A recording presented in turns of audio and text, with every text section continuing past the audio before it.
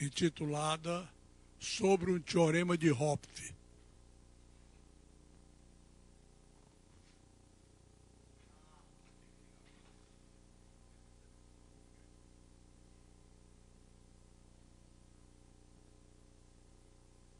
Te ouvindo bem? Tá? Ok. Tá.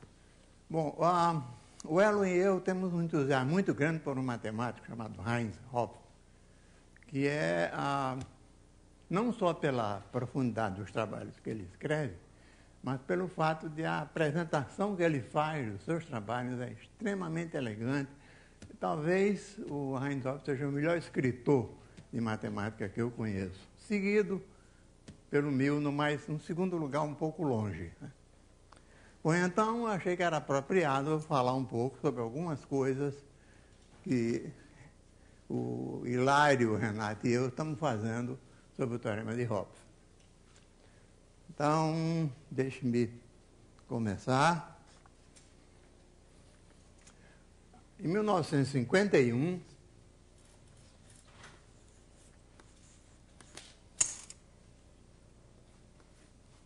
Hopf demonstrou um teorema extraordinário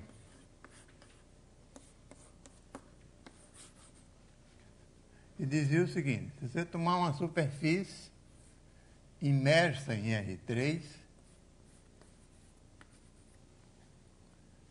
suponha que essa superfície seja homeomorfa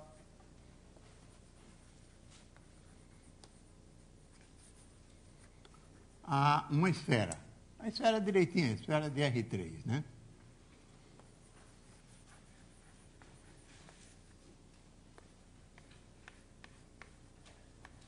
Esfera redondinha. Suponha que ela seja homeomorfa a essa esfera.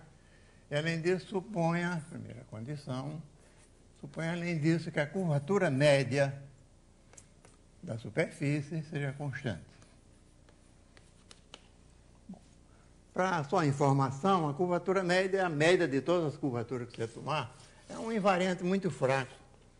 Para cada ponto P e cada vetor V unitário,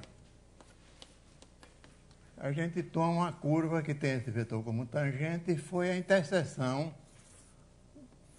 do normal daquele ponto com a superfície. Então, a curvatura dessa coisa com um sinal que depende da concavidade é chamada a curvatura na direção de V. Você toma o máximo desse KV, quando V está variando, isso é a curvatura principal, e o mínimo do KV é a outra curvatura principal. Então, a curvatura média é simplesmente a média dessas curvaturas. É uma maneira de curvar que é relativamente fraca, né? E é extraordinário que, se você tiver só essas duas hipóteses, você tem como consequência que S é isométrica.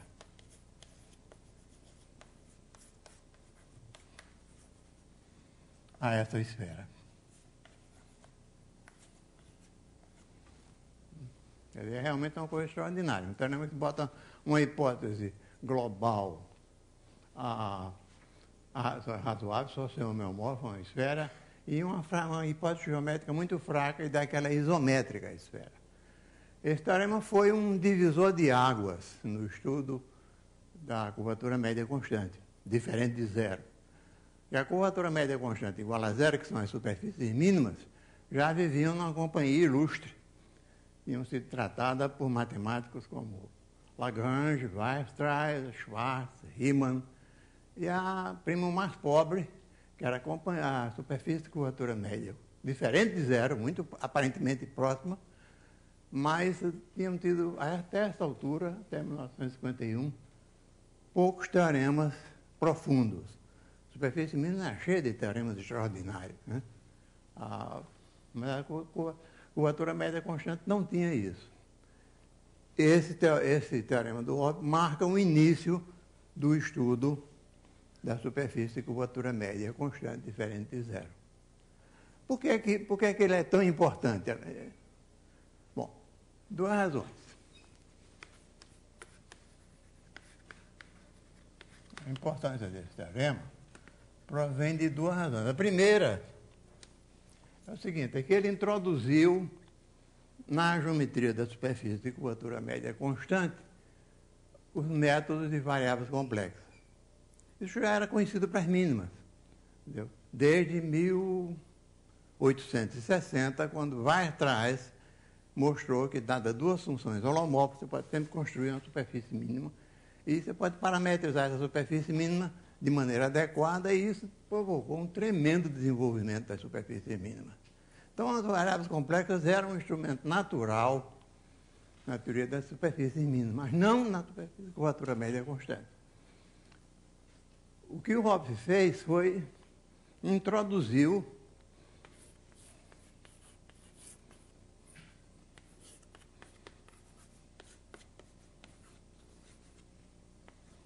a primeira é o método de prova, né?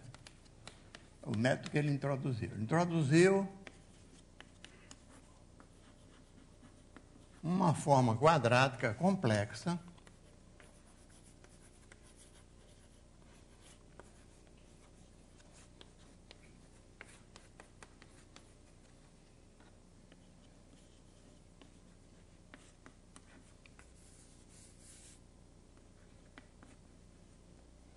na superfície.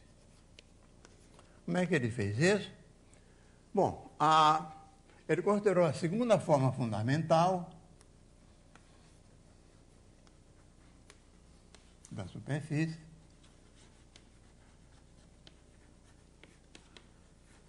a gente pode escrever alfa como E du2 mais 2f du dv mais v dv2. O e v são parâmetros quaisquer da superfície e são funções, portanto, definidas na superfície. Faz sentido falar em suas diferenciais. Desculpe. É du2, 2f du dv mais g dv2. Obrigado. Bom, esses EFG são funções da superfície, não importa muito o que eles são, o que importa é saber que essa forma aplicada num par de vetores, é uma forma quadrática, aplicada num par de vetores, dá exatamente aquela curvatura na direção do vetor unitário. Então, o Hopf escolheu, então, parâmetros, o V, que fossem isotérmicos. Isso quer dizer que a métrica escrita nesses parâmetros é proporcional à métrica euclidiana. É um lambda 2 vezes a métrica euclidiana. De modo que, quando você faz uma mudança de parâmetros, a transformação de parâmetros lá no seu R2 é uma transformação conforme. Isso permite que você pense na superfície S como você introduz um parâmetro complexo, U mais IV, e quando você muda esse parâmetro complexo, você está fazendo uma mudança por uma transformação holomorfa, o que leva a você olhar a superfície como uma superfície de Riemann. Então, isso já era conhecido. O fato de olhar a superfície como superfície de Riemann era bem conhecido. O fato fundamental foi que o Hopf usou essa coisa de uma maneira muito elegante, que é introduzir essa forma quadrática complexa. O que é que ele fez? Com esse parâmetro complexo, você escreve que dz igual a du mais idv. Du mais idv são formas diferenciais lineares, então tem sentido falar nessa forma dz, como tem sentido falar na forma dz barra, que é du menos idv. Agora você pega os du, tira o du e o dv daí e coloca na segunda forma fundamental. Então, depois de fazer um certo número de contas, você obtém que a forma alfa se escreve como uma certa função dz ao quadrado mais dz barra mais dz barra ao quadrado. Essa parte é usualmente chamada parte 2,0, porque tem um dz ao quadrado e não tem nada de dz barra.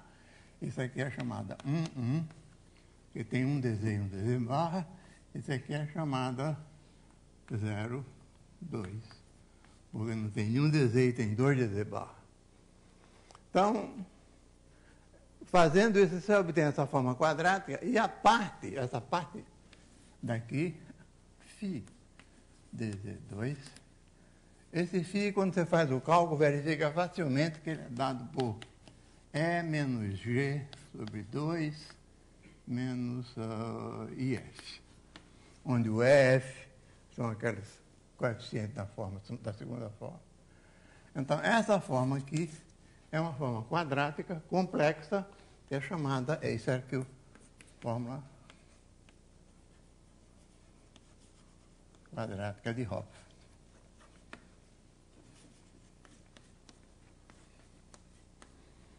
E o Hopf mostrou que ela tinha propriedades que era uma linda forma, né? Quer dizer, tinha um bocado de coisa bonita em relação a essa forma. Primeiro, propriedade dessa fórmula, essa forma. Primeira, para a gente poder ter alguma utilização para ela, ela é globalmente definida. Vou chamar isso de alfa 2,0, a parte 2,0 da complexificação de alfa. Então, alfa 2,0 é globalmente definida.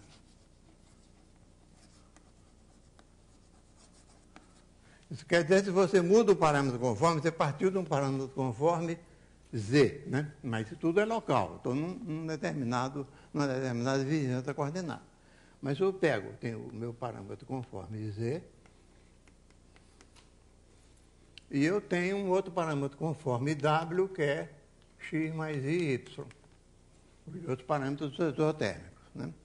Então, se eu fizer uma mudança de parâmetro, o que vai acontecer é que na interseção, a primeira, no primeiro sistema, a forma se escreve como xi dz2, como está ali, e no outro sistema ela se escreve como φ de ômega 2. O ponto fundamental é que elas são iguais na interseção. Quer dizer, não obstante as formas se exprimam diferentemente, em vetores tangentes elas dão o mesmo valor. Então ela fica globalmente definida, não depende do sistema de coordenada. Segundo, e esse era o ponto que estava interessante, é o ponto mais importante dessa forma, é que se H é constante, então essa forma alfa 2,0 é uma forma quadrática holomorfa.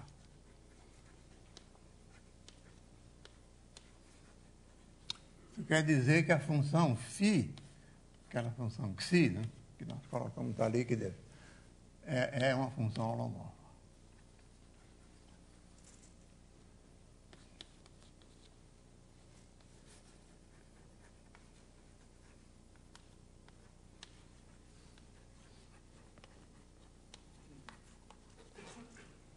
Esse é um ponto fundamental, né? Esse é que foi usado fundamentalmente na prova desse teorema, e esse método foi usado por muitos matemáticos, Chern, Yau, Calabi, e essa era a ideia fundamental da história. Você tinha uma forma que era holomorfa e, além disso, a última propriedade, que é mesmo? Agora eu esqueci a última propriedade. Mas está aqui.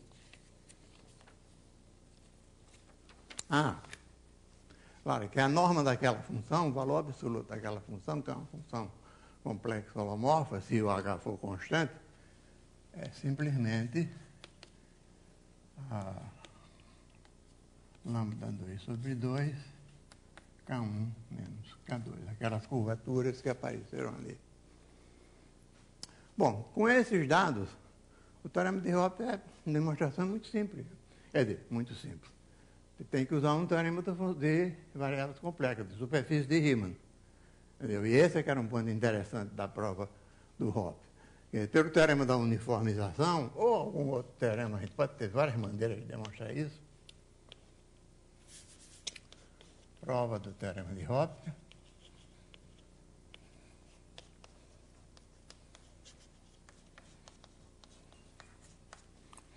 Assim, pelo teorema da uniformização, toda vez que você tem uma forma quadrática holomorfa numa esfera, até aquela Q20 holomorfa em S2, uma coisa homeomorfa à esfera, né? Então isso implica que ela é identicamente zero. Isso pode sair do teorema de Riemann-Roch, pode sair usando a uniformização e fazendo uns cálculos. Há várias maneiras de fazer, mas é um fato. Fato fundamental na história. Bom, mas isso aí dizer que isso aqui é dizer que aquela função xi, que é a função de alfa 2,0, é diferente. É isso. Como? Desculpe. Não é o teorema de Liouville? Teorema de? Usando, mas você tem que usar o teorema de Liouville mais o teorema de uniformização. Porque você tem que admitir que a única estrutura complexa é a da esfera. Tem que usar a uniformização. Essa prova usa a uniformização. Tá.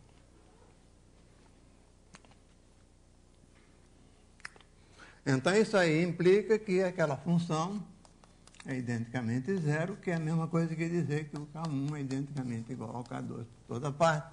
E a superfície é umbilica, e a única superfície umbilica compacta é a esfera. É isométrica, a esfera redondinha. Tá? Deixa eu esclarecer uma coisa. Desde o começo. Você está supondo desde o início que essa imersão é injetiva ou não? Estou supondo que A imersão é uma imersão ou é um mergulho? é uma imersão. Que é um mergulho é uma consequência. Que é um mergulho é uma consequência. Ela, de partida, é uma imersão. Aliás, foi bom você falar isso, porque isso é um método, né? Esse método de você ter uma coisa, foi um método que teve muitas aplicações, e a primeira razão da importância é esse método. E a segunda razão foram as questões que foram levantadas desse teorema. E uma questão é exatamente saber se ele se aplica para outras superfícies compactas com imersões. Em verdade, que ele se aplica para outras superfícies como mergulho foi provado pelo Alexandrov. E o teorema de Hopf é verdade para mergulhos de qualquer superfície mergulhada que tiver curvatura média, constante e compacta, é esfera. Mas a imersa, o problema ficou durante muito tempo para a chamada conjectura de Hopf. Em verdade, o Hopf nunca conjecturou isso, Hopf perguntou. É outra coisa, né? Ele não tinha nenhuma razão para achar que isso era verdade. E, de fato, era falso. A uma certa altura, em 1982, alguém conseguiu arranjar um toro que dá 3 voltas. Eu não sei explicar como é esse toro, não. Eu sei que existe, tá? E esse toro tem curvatura média constante, não é uma esfera, evidentemente.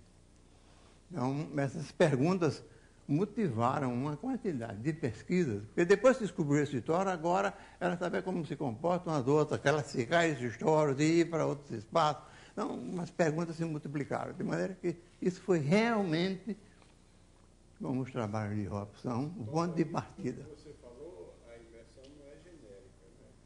As autointerseções são transversais. Pode haver autointerseção. Se fizer a hipótese de transversalidade, as autointerseções transversais, será que dá? Não sei. Não sei. Deixa para depois. Deixa para depois. Ok. Então,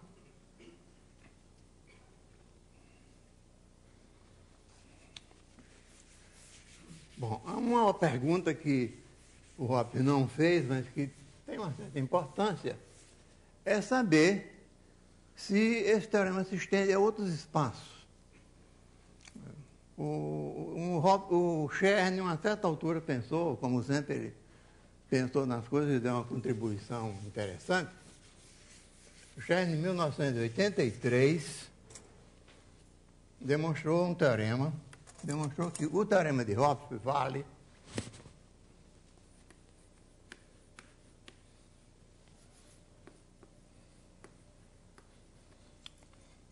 mas vale na seguinte afirmação, quer dizer, você tem um S3, a homeomorfa esfera,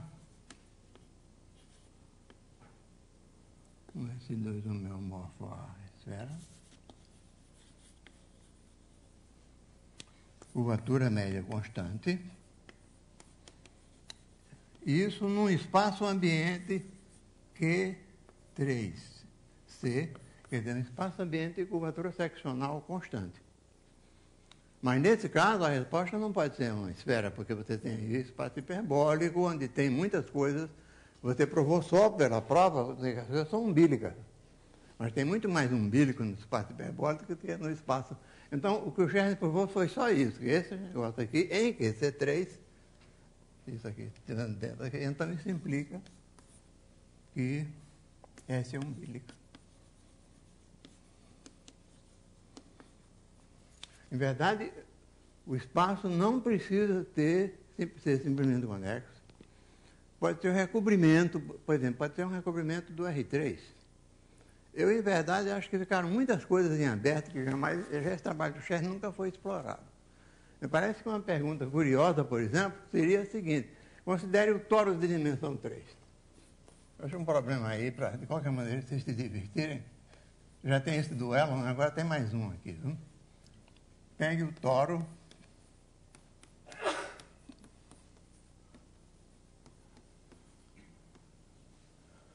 Então, pelo teorema do Chern, toda a superfície compacta no toro de curvatura média constante é umbilica.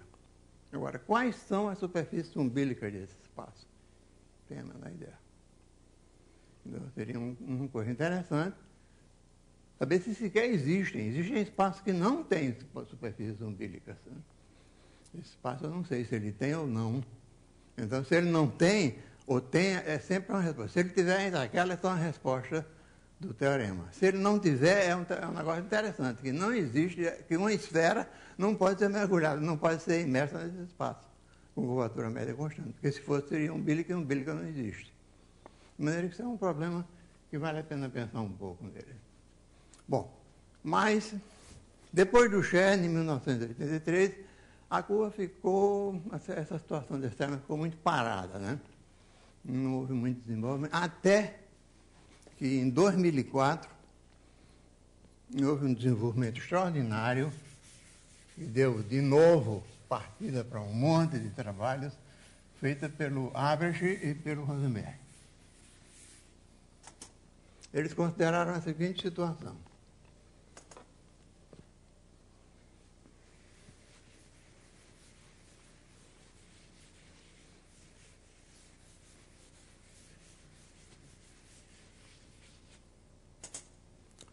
Então, Average e Rosenberg estavam olhando para os outros espaços ambientes, que eram o seguinte: considere uma superfície, sigma, bom, também, bom, eu quero imersa no seguinte espaço: M2C vezes R, onde C é diferente de zero. M2C é uma superfície de curvatura constante C, o caso canônico, simplesmente conexa e completa. Quer dizer, ou é o S2, ou é a esfera, ou é o espaço hiperbólico. Então, considere as superfícies imersas aí e considere a seguinte forma quadrática, que eu vou dar a primeira forma real dela, que é aplicada a pares de vetores tangentes, x, y vetores tangentes, né, da superfície. Então, isso aqui seria 2 vezes H, a curvatura média, alfa de xy, menos C, Xx, Xy, onde Xi aqui, alfa é a segunda forma fundamental e Xi é um vetor unitário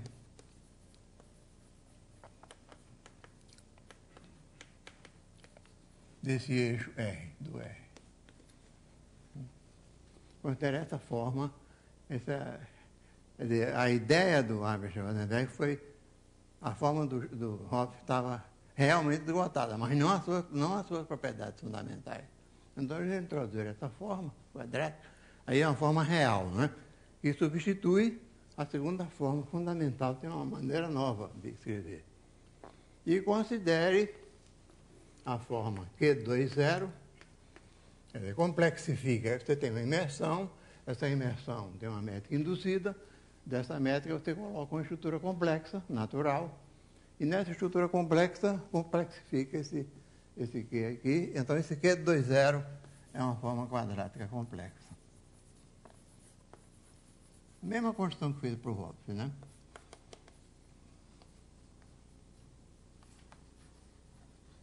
E acontece um fato bastante interessante, que é se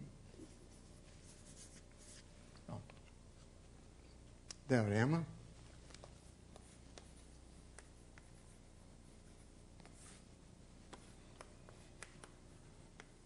Albert-Rosenberg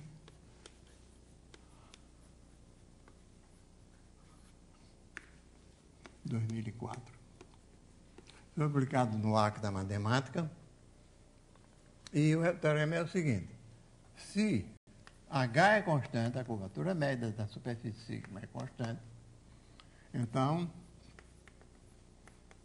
a forma quadrática Q20, a parte Q20, essa forma quadrática complexa, não sei se é um nome está sendo esse, mas essa forma quadrática está sendo chamada de Hopf, Albert e Rosenberg. É muito nome junto, mas...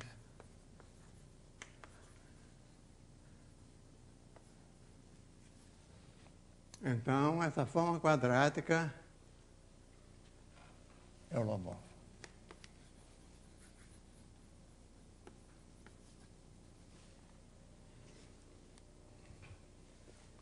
Em particular, o mesmo argumento que se usa no Hopf,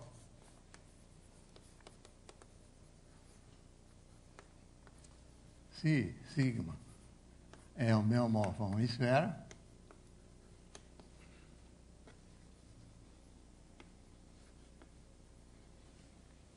essa forma quadrática, Q de 2, 0, é identicamente zero.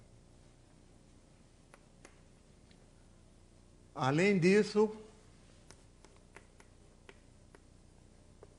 a parte importante do trabalho também é que o Albert e Rosenberg classificaram todas, descreveram explicitamente todas as hipersuperfícies desse espaço que tem curvatura média constante e Q igual a zero. Então, a única que é compacta era uma superfície, a única compacta que, portanto, responde à pergunta aqui, era uma superfície que não era uma esfera, mas era uma superfície mais ou menos do seguinte tipo.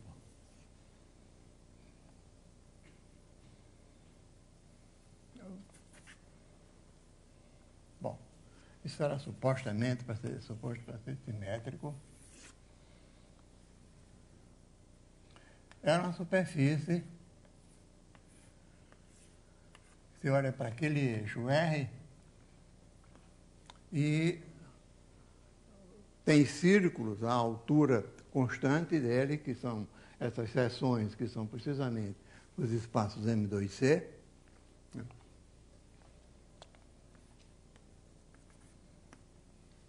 Então, você vai ter esses círculos e ela tem uma forma... É uma superfície de revolução, rotações que deixam o espaço M2C, rotações daquele espaço M2C, que deixam o eixo R fixo. Então, é a única que existe. Então, o teorema de Albert e Rosenberg seria que se sigma é homeomorfo à esfera, Essa é uma dessas superfícies. É essa a superfície. A superfície já tinha aparecido, um trabalho do Ixang e do Renato Pedrosa, com o Manuel Vitoré, mas elas foram descritas explicitamente, em detalhe, nesse trabalho do Albert Rosenberg. Bom, isso, de novo, isso aí provocou, né? As coisas de Hoppe têm essa qualidade de ressurgem das cinzas, né? E provocou de novo um monte de trabalho sobre essa forma do teorema de Hoppe. E nós demos algumas, o Hilário, o Renato e eu próprio, demos algumas contribuições a esse trabalho. Vou mencionar um dos trabalhos que nós fizemos, que é estender esse teorema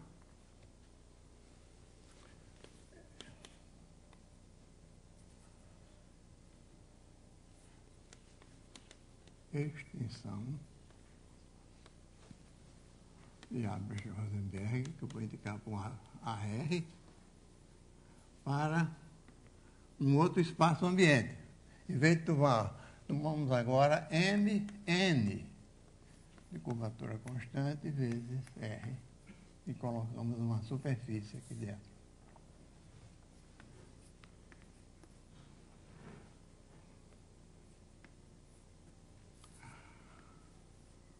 Superfície imersa, como sempre, né? Os problemas mais interessantes são sempre... Nesse caso aqui, os problemas mergulhados também existem, porque a questão é que esse espaço não tem tantas isometrias. Aliás, o teorema de Albert-Rosenberg foi estendido para outros tipos de espaços que têm grupos de isometria. Esse espaço aqui tem grupo de isometria de dimensão 4, né?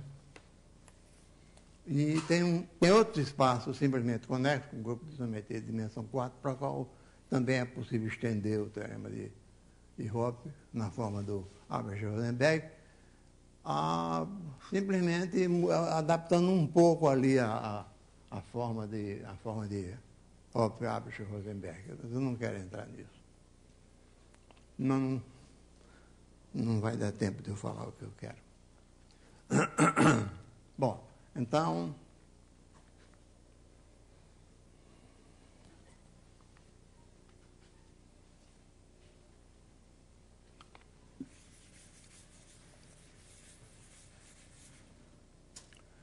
eu quero estender para esse espaço daí. Então, o que fazer é o seguinte, pegar uma superfície imersa nesse espaço e considerar... Bom, em primeiro lugar, o que é que significaria agora curvatura média? A curvatura média constante. Em primeiro lugar, definir o que é... Não existe uma curvatura métrica, existem várias normais. Você tem uma dimensão maior, então existem várias normais. Então, você pega para cada normal, você pega uma base de vetores no ponto P, você pega uma base de vetores normais e você pega para cada direção normal, faz aquela conjunção e tem uma curvatura média H-alfa. Multiplica isso pelo E-alfa, soma isso aqui de alfa de 3 Tn mais 1, e você tem um vetor que é chamado vetor curvatura média.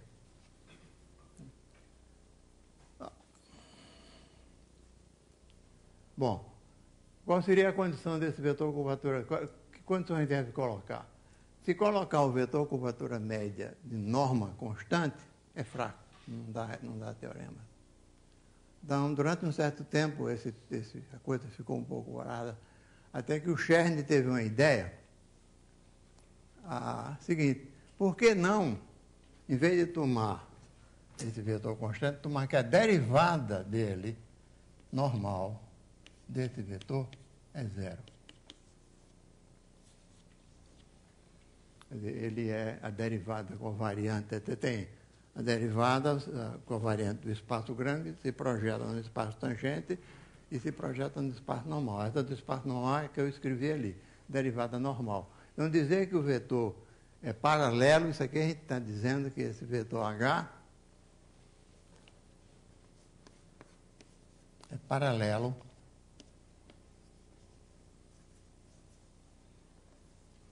na conexão normal. Então, essa se revelou uma condição realmente frutífera.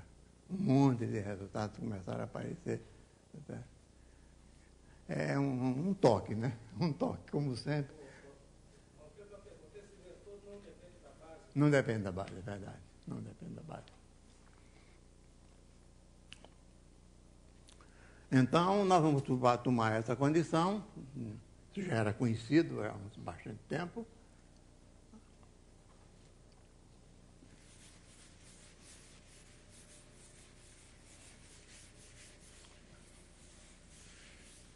Aí tomamos uma forma quadrática,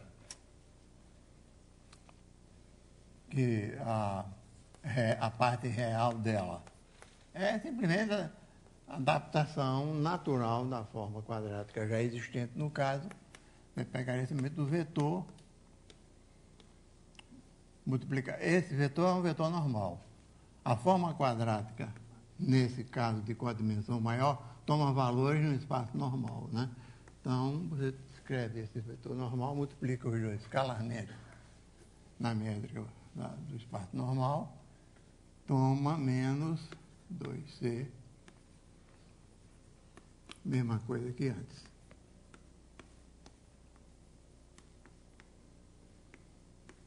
Bom, então o teorema que se demonstra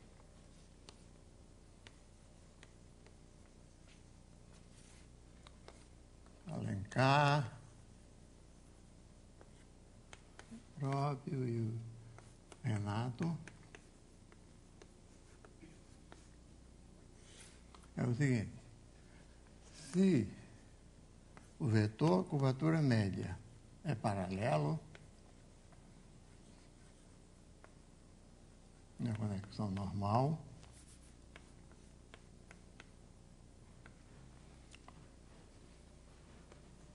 a forma quadrática complexa parte 2,0, que 2,0 é holomorfa.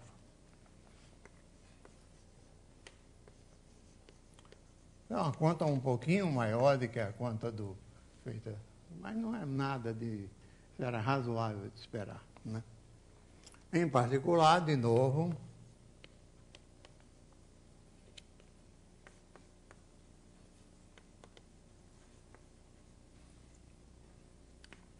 se S é um homeomorfo a uma esfera, tem uma superfície, né? Dimensão 2.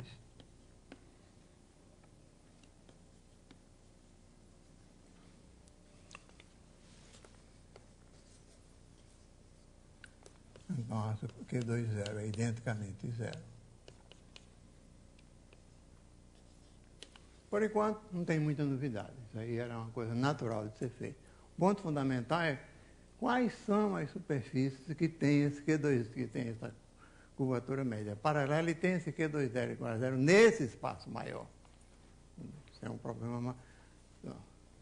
Pelo menos no caso que eu estou falando aqui, a gente considerou várias situações, mas essa situação do S ser homeomorfo à esfera, a resposta é bem bonitinha, generaliza de uma maneira natural o teorema de Albert-Rosenberg, com uma prova não trivial, e que é a seguinte: se S é homeomorfo à esfera,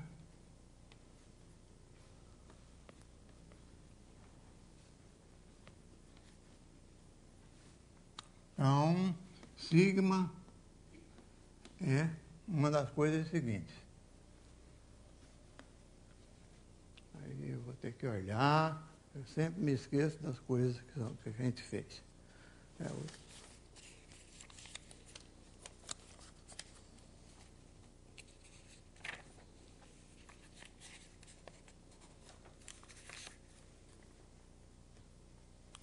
Ela pode ter uma superfície mínima,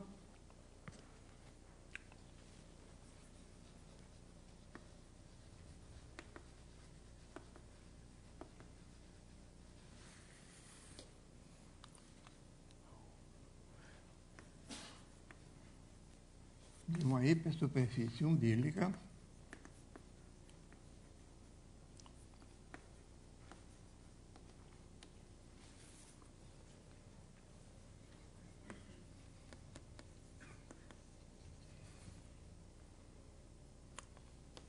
do espaço, só daquele espaço MNC. Pode ser também uma esfera canônica,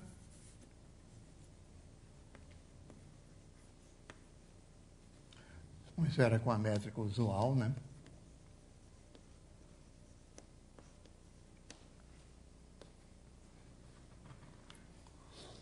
De uma subvariedade umbilica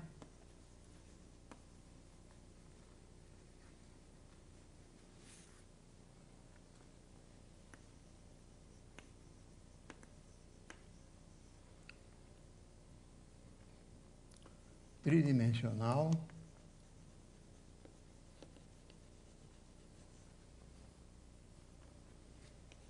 de MNC. Ou ainda uma esfera canônica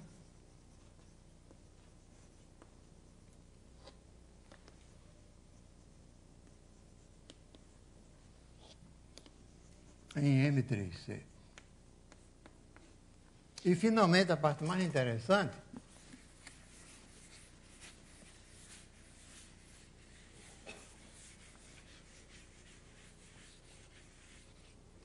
é que a gente pode fazer redução, pode reduzir as coisas de tal maneira que ela fique sigma, fica uma superfície. Em a M4C. Para isso é preciso reduzir com a dimensão, vezes R,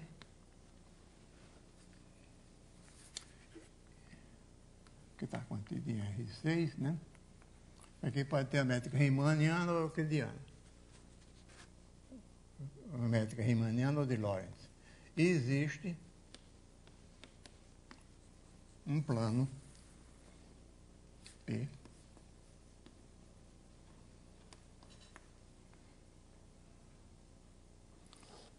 tal que sigma é invariante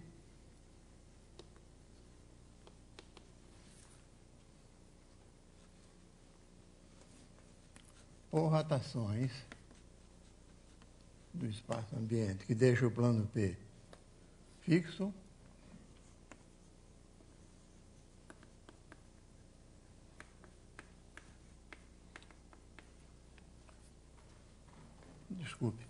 que deixam P perto.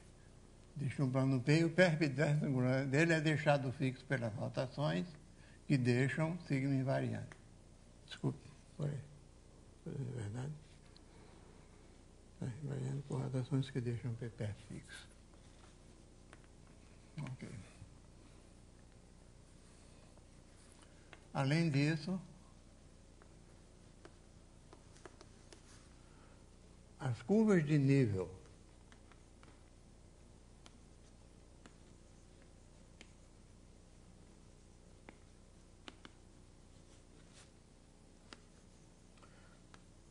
da função da função altura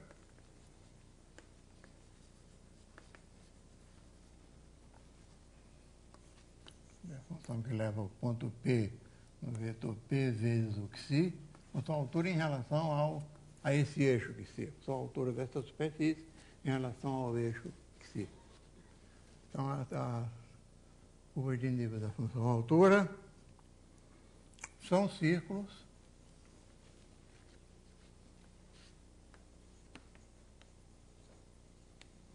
em planos, é um pouco aquela imagem que a gente fez ali, né? Eu acho que apaguei. Paralelos a sigma. Paralelos a P. É como se fosse uma superfície de rotação.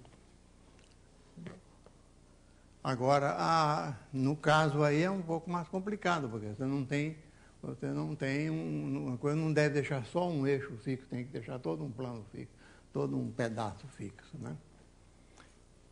Bom, esse é o teorema, eu esqueci de dizer que ele está para aparecer no Journal Differential Geometry, deve aparecer provavelmente ainda esse ano, não sei. Bom, essencialmente isso é dizer que, fora esses três casos aqui, que são os casos mais simples, A superfície é uma generalização daquela superfície que aparece no teorema de Average-Rosenberg, que são tipo rotações.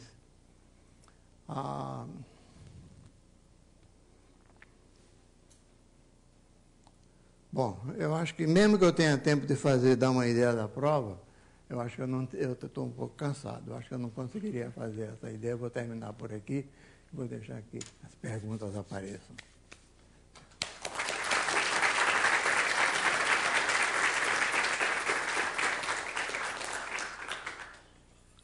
Alguma pergunta? Se você pega a superfície diferente da esfera ou do espaço dos diferenciais quadráticos tem dimensão positiva, você esperaria encontrar famílias de mergulhos ou imersões não triviais? Desculpe, repita a pergunta, cara. Você pegasse famílias diferentes da esfera. Compacta. Com diferenciais quadráticos não triviais. O espaço dos diferenciais tem dimensão positiva.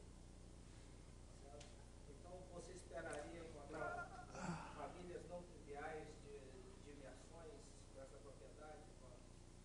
Olha, eu posso lhe dizer o seguinte, não sei se você está perguntando. É uma pergunta que se põe aqui, natural, e que já tinha no Average-Rosenberg, é que você quer agora caracterizar todas as superfícies que tenham o H paralelo e que tenham o Q zero. Então, elas devem ter muito... Essas são só as compactas. Agora, devem ter muitas outras famílias não triviais disso. Então, mas e por que não nulo? Você pega um diferencial quadrático de uma superfície... A verificar o espaço, a dimensão, se esse é um espaço... Será que para cada diferencial quadrático você encontra uma imersão cuja forma quadrática correspondente a esse diferencial quadrático? Não sei, velho, não sei. Essa é uma pergunta razoável, boa. Não sei, não. Mais perguntas? Paulo? Não, se era a pergunta do Elon, era se o negócio era imersão. Os tons de vento são... Se a pergunta se tivesse... Sim, mas tivesse só autointerseção, ou se uma forma mais fraca de imersão... Né?